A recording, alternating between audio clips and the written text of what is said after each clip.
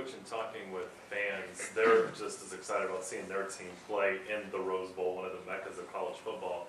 Do you worry maybe that your team's going to be not necessarily intimidated, but influenced by the fact that they are playing in such a historic venue?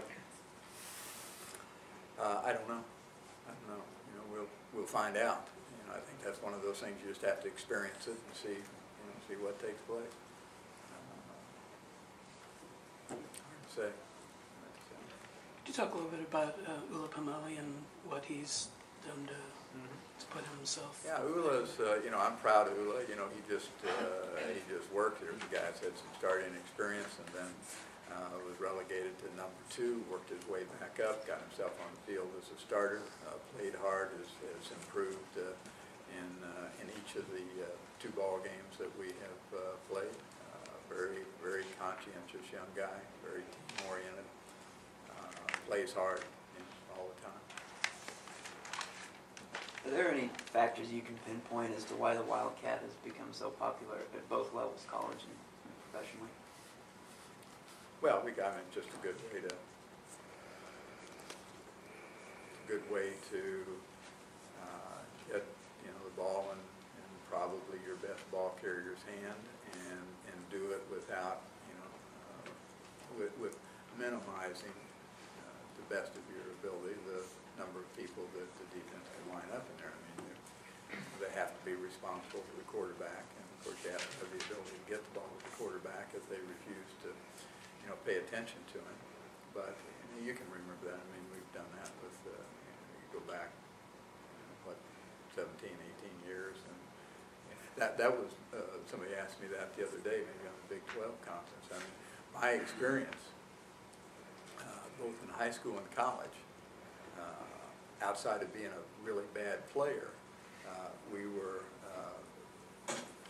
all my career was with a single wing, and that's virtually what that is, with nuances around it. So when we started doing that way back in the early 90s, it just made sense. And you remember, many of you do. You remember, of course, offenses at that time, and were a little more compact to begin with. With 2 backs and and a tight end. Everybody was fairly consistent with that, and so defensively, you got you had all those. I remember we had some great defenses in those years when you could play. Really what what they say, 8 men in the box, and you got those 2 safeties down there that can always be responsible for run support. So and that's the way we played defense, and then people started playing defense that way. So we had to figure out a way to beat our own defense, and that was probably as good a thought as we had was being able to jump somebody out of the backfield and still be able to run the same offense that you run. So our experience with it has always been positive.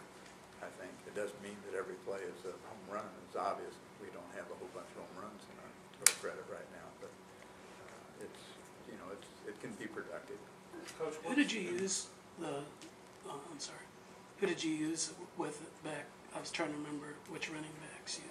Well, I think whoever we had. I think Michael Lawrence did a little bit of it. Eric Hickson did a little bit of it.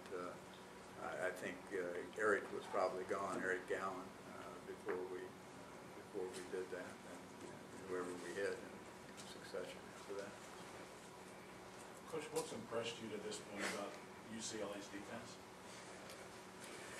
Well, you look at the numbers, look pretty good. To begin with, anybody would like to have those numbers, but I think they're a physical football team, extremely physical inside. They're a quick, athletic football team. I mean, they've got good speed on the edges. They've got good speed in the secondary. They've got good speed with their linebackers. They're a responsible football team. I mean, you don't get guys out of position very often. They don't. It's not a defense that is trying to out scheme you all the time. They're not.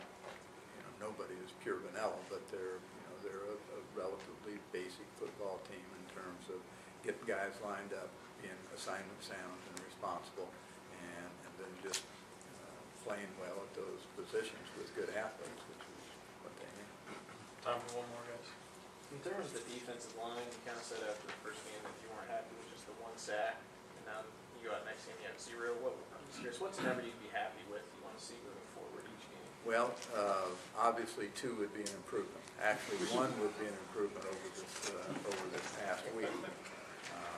You know, we put an awful lot of pressure on our secondary, you know, not being able to pressure the court. Now, that being said, you know, as you would notice in either ball game, you know, we have, you know, put the quarterback in a position where he's got to get rid of the ball rapidly. And so you don't get credit for a sack, but, you know, you forced him to throw the ball away.